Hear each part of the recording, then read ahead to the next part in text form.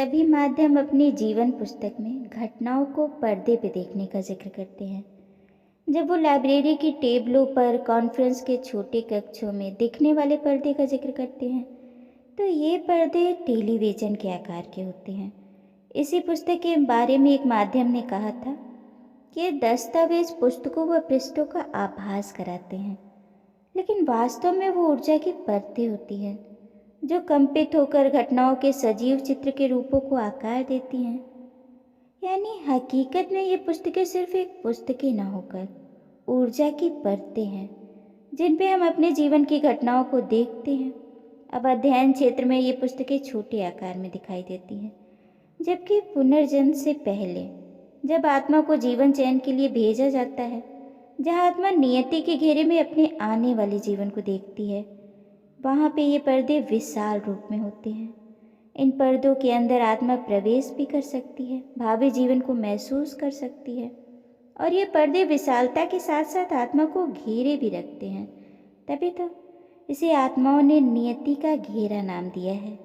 और इस घेरे में आत्मा केवल पुनर्जन्म से पहले जाती है, जबकि ज़्यादातर वो पुस्तकालय में पर्दों को देखती है। और इन पर्दों पे एक आत्मा भूलों के विगत और वर्तमान समय दोनों को ही देखती है।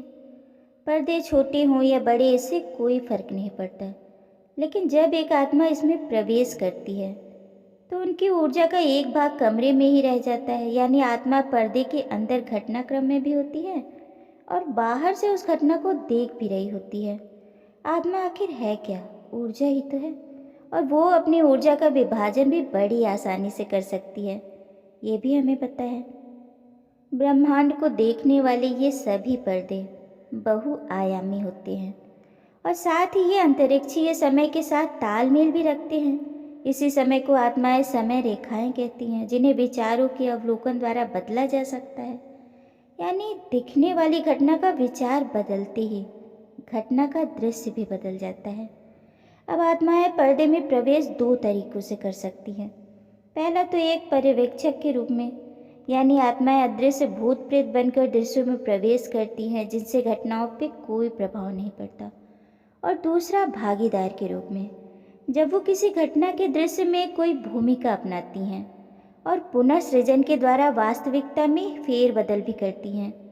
यानी इन दोनों ही तरीकों से एक आत्मा पर्दे पे दिखने वाले घटनाक्रम में प्रवेश कर सकती है, अपने जीवन की हकीकत को, घटना के विकल्प को महसूस भी कर सकती है।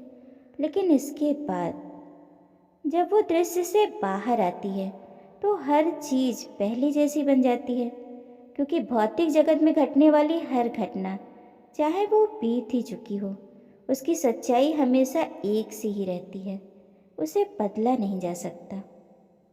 अब जैसे एमी के केस में हुआ था कि उसने आत्महत्या का निर्णय लिया था, लेकिन विकल्प उसके पास बहुत सारे थे। उन्हें विकल्पों को वो चाहे तो जीवन पुस्तक में पर्दे के जरिए भी देख सकती थी और घटना में प्रवेश करके भी देख सकती थी, अपने विकल्पों को महसूस कर सकती थी। पर एक बार जब वो घटनाक्रम से बाहर आएगी तो उस घटना की सारी सच्चाई जस की तस यथावत रहेगी। यानी उस परिस्थिति में उसने जो निर्णय लिया था भूलोक पे, उसमें कोई परिवर्तन नहीं आएगा। यानी एमी आत्मालोक से उस घटना में परिवर्तन नहीं कर सकती थी। अगर उससे वो लेसन चूक गया था तो उसे पुनः उस लेसन को सीखने के लिए भूलोक पे आना होगा, देह धारण करनी होगी और दोबारा से एक पूरा जीवन जीना होगा। उसमें अपनी योग्यता साबित करनी होगी। जीवन पुस्तक में वो बस चीज़ों को सीख सकती है, न कि सच्चाई में परिवर्तन कर सकती है। जैसे इतिहास से सीख तो ली जा सकती है, पर उसे बदला नहीं जा सकता। वो घटना दोबारा न हो इसका ध्यान तो रखा जा सकता है, पर जो समय निकल गया वो निकल गया, उसमें परिवर्तन असंभव है। अब इन पर्दे की घटनाओं को आगे पीछे घुमाया जा सकता है, इनकी गति को कम या ज़्यादा भी किया जा सकता है, उन्हें स्थिर भी किया जा सकता है, लेकिन ये सब कुछ अध्ययन की सुविधा के लिए होते हैं। अगला केस अंथर नाम की एक आत्मा का है, जो अपने पिछले जीवन में दूसरे लोगों के प्रति सदैव उग्रता से पेश आया करता था। जब एंथर आत्मालोक पहुंचा तो उसका मार्गदर्शक फोटानियस उसे एक निजी अध्ययन कक्ष में ले गया। ये वो जगह थी जहाँ पे एंथर खुद ही पढ़ने के लिए आया करता था। स्वयं को अगले जीवन के लिए तैयार करता था। अब डॉक्टर न्यूटन ने उससे पूछा, ठीक है, लाइब्रेरी में चलते हैं, तुम वहाँ क्या देख रहे हो?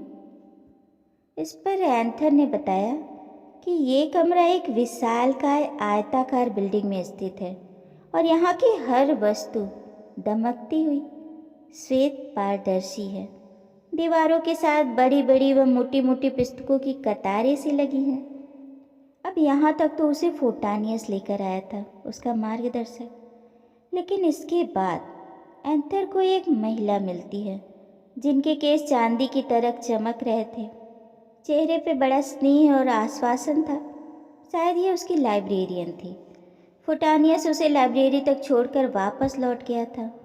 अब एंथर बताता है कि जब उसने यहाँ पे प्रवेश किया तो सबसे पहले जिस पे उसकी नज़र पड़ी थी वो थी टेबलों की लंबी लंबी कतारें, दूर तक फैली हुई, अंतहीन सी लग रही थी, क्योंकि उसे इनका अंतिम छोर नज़र ही नहीं आया। अब इन टेबलों पर उसे बहुत से लोग अपनी पुस्तकें खोले हुए बैठे नजर आते हैं, पर वो आपस में सट कर नहीं बैठे हैं, बल्कि एक दूसरे से फासले पर बैठे हुए हैं ताकि एक दूसरे की गोपनीयता बनी रहे।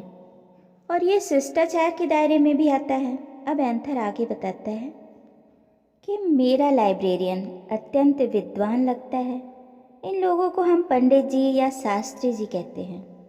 वह महिला उठकर समीप के दीवार के एक भाग के पास जाकर एक पुस्तक निकालती है। मैं जानता हूँ कि वो सब मेरा विगत इतिहास है। इनमें मेरे जीवन की वे सब कहानियाँ हैं जो बताई जा चुकी हैं और जो बताई नहीं गई हैं। अब डॉक्टर न्यूटन उससे ज़रा सा मजाक के रूप में पूछते हैं, क्या तुम्हारे पास लाइब्रेरी का कार्ड है? इस पर एंथर हंसते हुए कहता है, जब एक दूसरे के मानसिक सुर आपस में मिले हुए हों तो परिचय पत्र का क्या मतलब? अब डॉक्टर न्यूटन ने कहा, खैर छोड़ो, मतलब की बातों पे आते हैं। ये बताओ, तुम्हें कितनी जीवन पुस्तकें दी गई हैं? बस एक ही, जिसका मैं आज उपयोग करूँगा।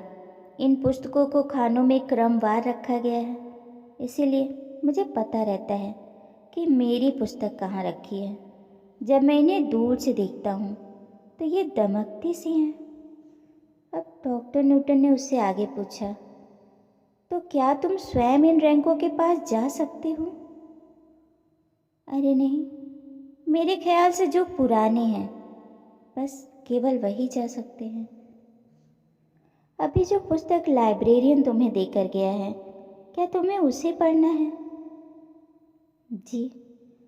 टेबलों के समीप बड़ी चौकियाँ रखी हैं। शास्त्री जी उस पृष्ठ को खोलते हैं जहाँ से मुझे पढ़ना शुरू करना है।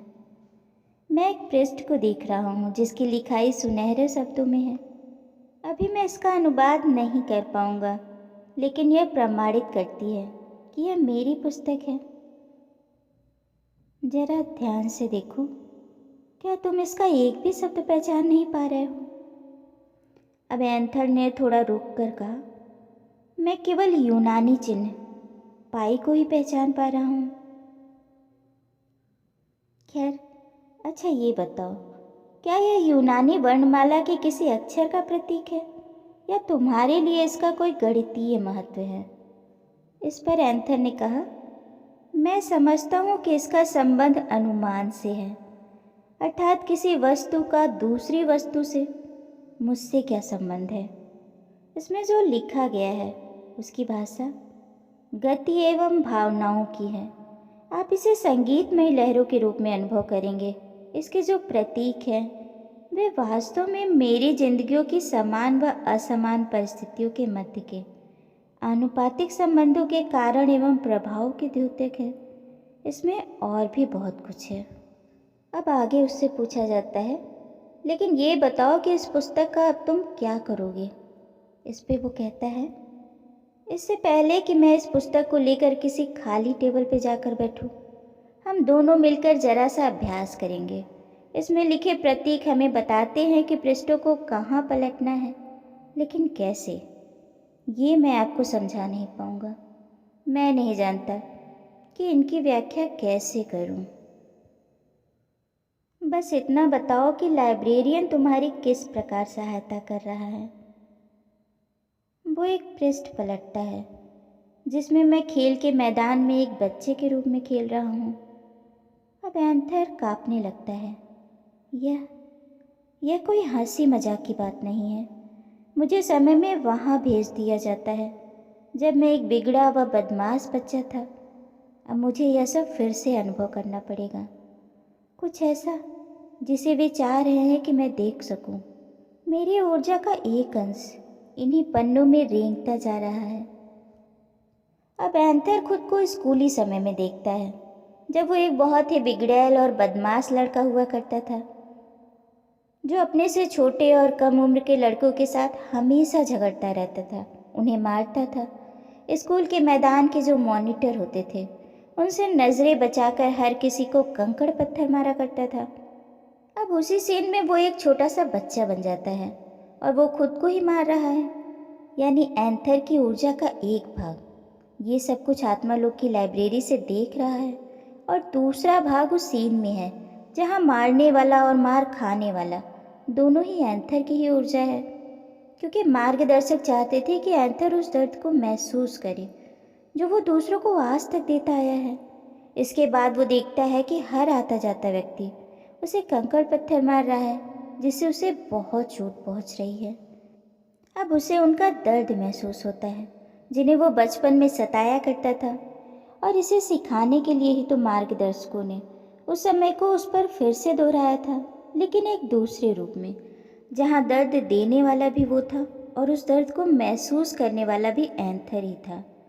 उस जीवन में वो अपने पिता के भय से एक गुस्सैल बच्चा बन गया था, जबकि अपने अगले जीवन में वो उन सभी घटनाओं में फिर से भागीदारी करेगा अपनी इस सीख और अनुभव के साथ, क्योंकि एक आत्मा के रूप में उसे करुणा अनुभव करना और अपने विद्रोही स्वभाव पर नियंत्रण करना ही तो सीखना था।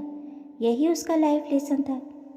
अब एंथर से जब पूछा जाता है कि तुम्हारी नज़रों में इस जीवन पुस्तक और लाइब्रेरी के इस समूचे वातावरण का क्या महत्व है, इस पे उसने कहा, बहुत कुछ। इस पुस्तक को पढ़ने से मुझे मेरी गलतियों का एहसास हो रहा है, साथ ही विकल्पों का अनुभव भी। पुस्तकालय के इस शांत अध्ययन क्षेत्र में अन्य आत्माओं को भी अपनी अपनी टेबलों पे ऐसा करते हुए देखना बड़ा प्रेरणादायक है। यह मुझ में उनके प्रति भाईचारे की भावना पैदा कर रहा है। अब अगर इस पूरे वृतांत को देखें तो एंथर को आत्म अनुशासन और दूसरों के प्रति सहानुभूति की भावना को जागृत करने की ज़रूरत थी। पिछली कई जिंदगियों में वो इस लाइफ लेसन पर काम कर रहा था। अच्छा, एंथर से जब पूछा गया कि क्या जीवन पुस्तक में आगे आने वाले जीवनों का अध्ययन भी संभव है, इस पर उसने कहा, हाँ, समय रेखाओं के जरिए हम संभावनाओं का बारीकी से जांच कर सकते हैं, लेकिन ये घटनाएं अनिश्चित होती हैं। कह नहीं सकते कि ऊँट किस करवट बैठेगा, हम उस समय में उस हालात में क्या निर्णय लेंगे, ये अनिश्चित होता है। इसीलिए भविष्य को पूरी तरह से नहीं जाना जा सकता। एंथर ने यह भी कहा कि दोबारा पुनर्जन्म लेने के बाद भी वो अपने विगत को यानी बीते हुए जीवन को नहीं बदल सकता। हाँ, दृश्य में सक्रिय भागीदार की भूमिका ज़रूर निभा सकता है, उसकी अनुभूतियों को महसूस कर सकता है, जो उसने किया भी। उन चोटों का अनुभव वो अपने वर्तमान जीवन में भी कर रहा था। अच्छा, यहाँ पे एक लाइन डॉक्टर न्यूटन ने लिखी है जिसे मैं एग्जैक्ट उसी की तरह पढ़ रही हूँ। हमें यह कभी नहीं भूलना चाहिए कि एक दैवीय बौद्धिक शक्ति ने हमें इस वातावरण में स्थापित किया है ताकि हम सीख कर और विकसित होकर महान सत्कर्म कर सके। यहाँ पर हम में से कोई भी बेवजह अचानक नहीं आया है और न ही वे घटनाएं व्यर्थ की हैं जो समय के इस क्षण में हमारी अपनी वास्तविकता को प्रभावित करती हैं। बहुत बहुत डीप अर्थ छुपे हैं इन लाइनों में। हमारे साथ घटने वाली हर घटना, हर लोग जो हमारे आसपास हैं, कुछ भी बेवजह नहीं है। अगर सबको एक ही खांचे से ढाला गया होता तो सबका भाग्य एक सा ही होता ना। लेकिन एक ही माता पिता की दो संतानों की किस्मत भी अलग अलग होती है, एक जैसे कभी नहीं होती, क्योंकि हर व्यक्ति का लाइफ लेसन अलग है। खैर, एक आत्मा को रंगों से कैसे पहचाना जा सकता है, रंग किस गुण के द्योतक हैं, यानी अगली कड़ी में हम आत्मा के रंगों के बारे में जानेंगे। तो मिलते हैं नेक्स्ट वीडियो में।